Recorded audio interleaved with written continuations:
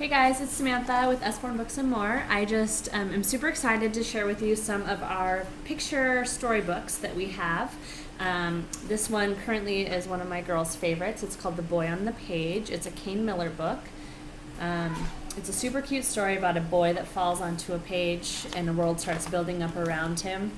All the life experiences that he goes through, helping animals, making friends, riding a horse, falling in love, having a baby, building a house. And every once in a while he wonders why he was put on the page. And so he tries to jump off just to see what happens, only to land right back on the page. And waiting for him there was everything he had ever made, every animal he had ever cared for, and every person he had ever loved. I love the moral of this story. Just to be happy. The reason we're all here is for all the people around us and everything. It's wonderful. At last he knew the reason why he was here. Can you off this ticker? Okay. Sorry, my daughter's talking to me. Okay. Tale of Two Beasts is another one of our favorites. This is a funny and charming tale about seeing both sides of the story. This is again another Kane Miller book. At the beginning, it's about this little girl who meets a beast and takes him home and is super excited, thinks that she had rescued him. And at the end of her chapter, the little beast runs away and she doesn't know why. And then he returns. Says, I wonder why he came back, the little girl wonders. And then the second part of the book is the beast side of the story.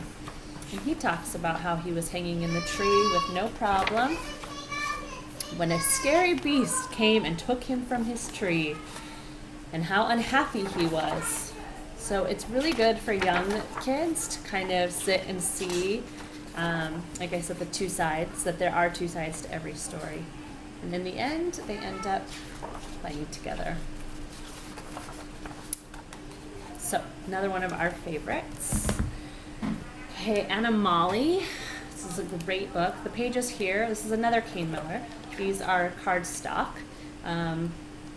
So they're nice thick pages, which is great for the little kids. I love you hugely like a whale. I love you shyly like a quail. I love you cleverly like a fox.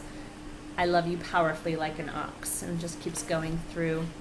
The illustrations in this book are just gorgeous. And in the end it says, I love you birdily, buggily, animally. I love you so, for you are my family. Love this book. Okay, another one of my favorites. B is for bedtime. This is just a great storybook, or bedtime storybook, and it's also wonderful for helping kids to recognize their alphabet, their letters. So A is awake, how I feel after dinner. B is for the book, with my dad, it's a winner. And again, the illustrations are awesome. C is for the clock that tick-tocks on the wall, and D is for my dog, who's not sleepy at all. And it goes all the way through the alphabet.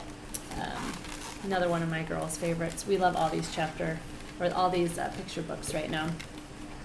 Okay, so there's that. And then another one we have is Anna Hibiscus. We have two picture books in the Anna Hibiscus series for kids right now. We have Splash, and then we have Double Trouble. Splash, Anna Hibiscus lives in Africa, and today she's going to the beach with her family, and the laughing waves are splashing. Who will splash with Anna? So it just goes through. Anna wants to go and splash in the waves, and everyone is too busy to splash with her. And then in the end, again, these illustrations are gorgeous. In the end, they all hear her laughing and having an amazing time, and they realize that what they're doing isn't as important as going and having a really good time and being with family. So they're all splashing together in the water in the end. And then Double Trouble, which we don't have yet, is about having a new family member, babies coming to the house, which is great for expanding families. This is another one with the cardstock pages. I'm a Dirty Dinosaur. It's actually made with real mud. This is great for little ones as well. Again, it's the cardstock pages.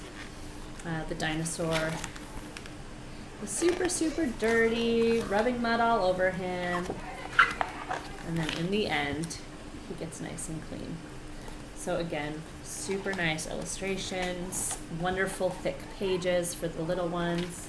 And what little boy or little girl doesn't like dinosaurs?